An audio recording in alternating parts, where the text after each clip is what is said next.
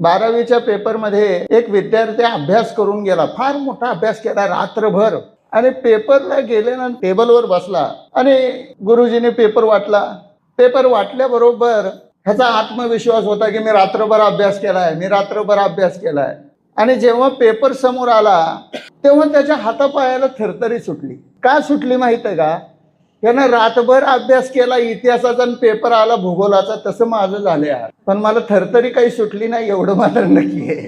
कारण पेपर ज्ञानेश्वरीचा आहे आणि आम्ही ज्ञानेश भक्त आहोत, त्यामुळे आम्हाला ज्ञानेश्वरी ही आई आहे. आणि आईवर बोलायला बालकाला शब्द सामर्थ्याची आवश्यकता नाही, भाव सामर्थ्याची आवश्यकता. शब्द सामर्थ्यानं एखाद्या वेळेस आपल्या आईला आपण खुश करू शकू, पण ज्ञानाईला जर खुश करायचंच असेल तर त्या शब्द सामर्थ्याला काडीची किंमत नाही, तिथं भाव सामर्थ्यच असणं आवश्यक.